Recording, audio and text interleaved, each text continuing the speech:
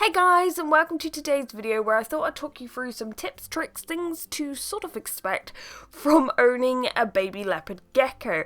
Now, of course, recently for the first time in 8, almost 9 years, I got a new baby leopard gecko, so all these experiences are coming back to me.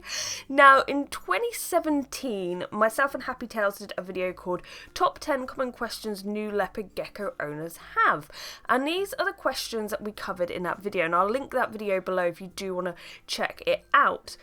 Out of all these questions or points that we cover, the only one I'd kind of add to, because I don't think I mentioned this in the video, but it's the first one regarding leopard gecko spending a lot of time in their hides. Now, this is completely normal behaviour, but particularly if you do start off with a glass tank where the gecko is exposed at 360 degrees, I would recommend adding a background. This doesn't have to be anything fancy. You can just cover the back and the sides of the tank. Even just a bit of card on the outside will do, and this will greatly instantly reduce stress and may actually encourage the gecko to come out more.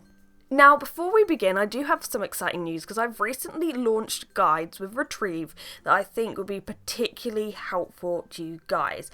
So I know I have a lot of videos on this channel. I think there's over 700, and though they are organised into playlists, sometimes it can be hard to find the exact information you want. Also, these videos span almost 9 years, so some of the information is kind of old now. So what we've done is we've created these two guides. Now, the first one is the Ultimate Beginner's Guide, which is almost 2 hours long, and then we have the Feeding and Supplementing Guide, which is almost an hour long. Now, these are videos taken from YouTube but put together in a guide where you can literally search or speak a keyword or a question, and it will take you straight to the relevant part of the video. The videos are also broken down into sections and fully transcribed and translated, so if you require subtitles, translations, or you just want to read through a transcript and have that information to hand, then you can. Also, when you buy these guides, not only do you support the channel, but I can also help support you, as you can easily contact me through the site. Now, this has been a big project for myself and Retrieve, and hopefully we'll make more guides in the future. If you sign up now, you can take advantage of the limited time introductory offer, which I think you'd be very interested in. So I'll leave the link here and below. That's leopardgecko.retrieve.com.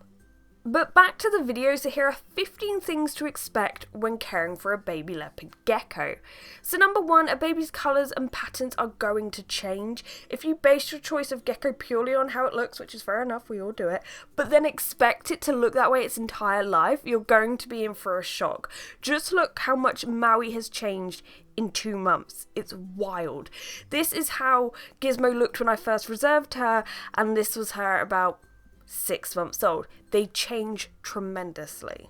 Number 2, the size of the gecko. Okay, this always surprises me every time, but they start off so small.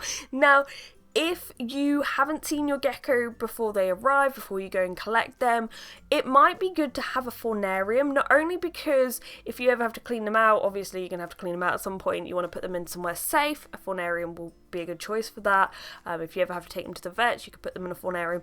But like in the case of Maui, when I brought him home, I was like, oh my god, he's far too small to go in a vivarium. He might have been okay in there, it was just, he was tiny. So I did start him off in a faunarium setup, but I'd say about 8 to 9 weeks old, 10 to 12 grams, they can go straight into a 2 foot long vivarium. Just be prepared for the fact that they start off very small, but they do grow very quick.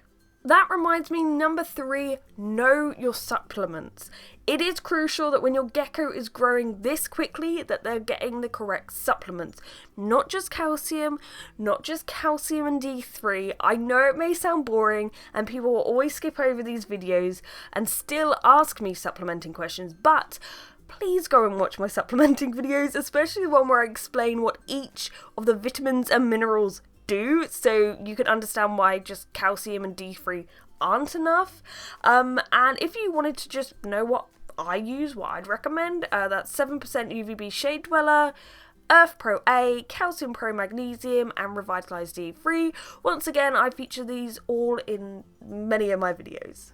Number 4, your baby leopard gecko will probably shed quite often. This of course depends on growth rate, but I'd say every 3 to 4 weeks is quite usual. You may think, I have never seen my baby leopard gecko shed. That's also quite common, especially when you have some morphs where you don't quite notice them go white, but they go white and before you know it, they've shed their skin overnight and eaten all the evidence.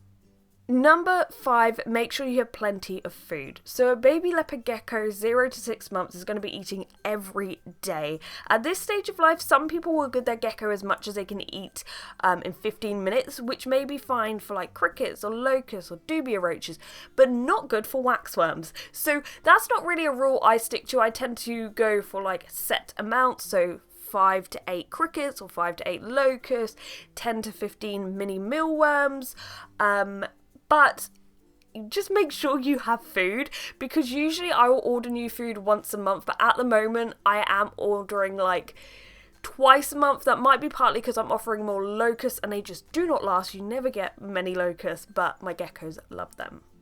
Number 6, variety is key. Offering a variety of feeder insects at this stage may help prevent fussy eaters in the future. Obviously, this isn't a guarantee, but at this age, if they can develop an appetite for a number of insects and learn how to hunt them down, it may help in the future. Number 7, let them settle in. So when you first get your leopard gecko, it may be tempting to hold them straight away, show them off to your friends and family, go and check on them during the day. But like with Maui, when I first got him, of course I held him, put him in his tank, but I did leave him for the rest of the day. I of course popped in, put my head around the corner, checked, just through the tank on him. But certainly I let him sleep throughout the day. By the evening, I did briefly hold him and then I fed him. I did a video where I documented my first week with my leopard gecko. You might find that helpful. But let them sleep throughout the day. Don't keep disturbing them. Don't handle them around to loads of different people, especially people who might not know how to properly handle them. Number 8. Be consistent with handling. Okay, so I go to handle my geckos in the evening. With Maui, I will handle him for about 5 to 10 minutes and then I'll feed him. Try not to handle them straight after you fed them. It's just better to let them go lay on or under their heat source.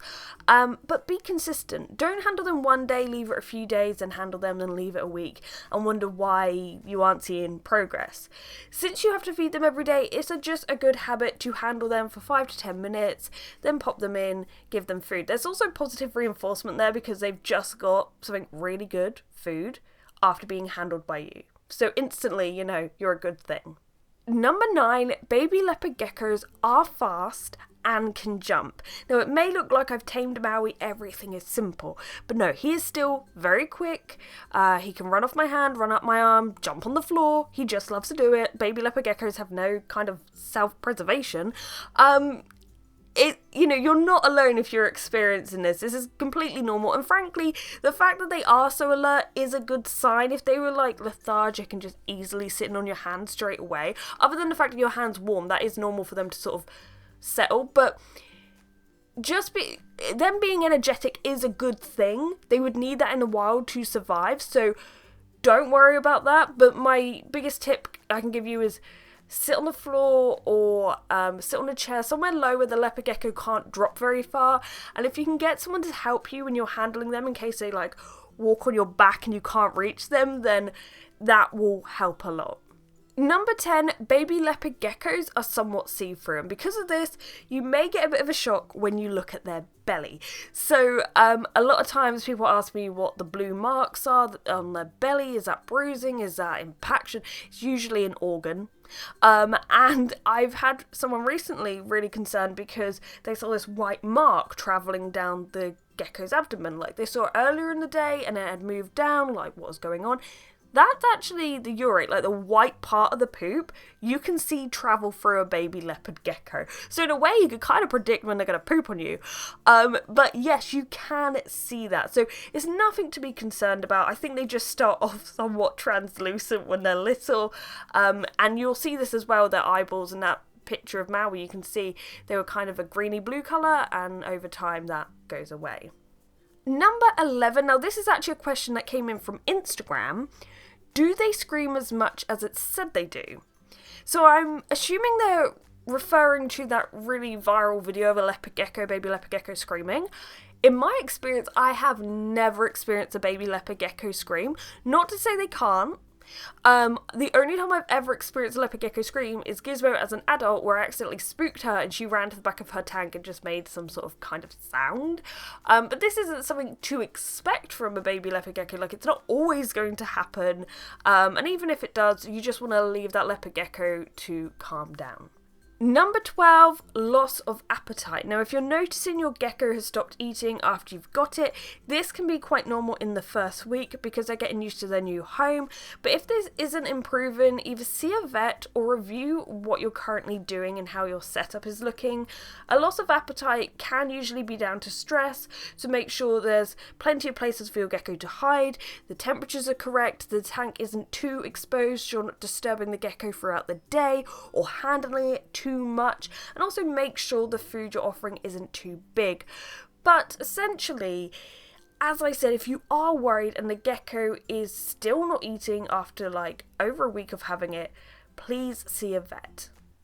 Number 13, weigh your geckos weekly. This isn't a rule, it's just something I've always done, but it's a great way of keeping track of your gecko's weight and picking up on things early. Like, baby leopard geckos rarely lose weight, so if you're weighing your gecko weekly and you start to notice things are going downhill, you could probably find an issue very early on and nip it in the bud. Number 14, baby leopard geckos will poop daily, so make sure you're removing that waste every day or two, and like adult leopard geckos, they generally tend to go to the toilet in one area. And number 15, don't make them lazy. This may seem like a weird point to end on, but maybe you want to bond with your leopard gecko and you want to hand feed or tongue feed it, which is fine, but don't constantly do that because baby leopard geckos have so much energy, especially compared to adults. They will run, they even leap across their tank at food, so get them moving, using those little muscles and perfecting their hunting skills. So yeah, we covered quite a lot there, but I hope it has helped. As I said at the beginning though, I have just launched guides, so if you want to learn more information about leopard geckos, the ultimate beginner guide, or feeding and supplement, which I can't express like how important that is, especially supplementing at these early stages in their life, then please go over and check out my retrieve guides. As I said, you will be supporting this channel by doing so, and hopefully you will learn a lot. There's almost like 3 hours of content there. But yeah, I hope you've enjoyed today's video. Thank you for watching, and goodbye.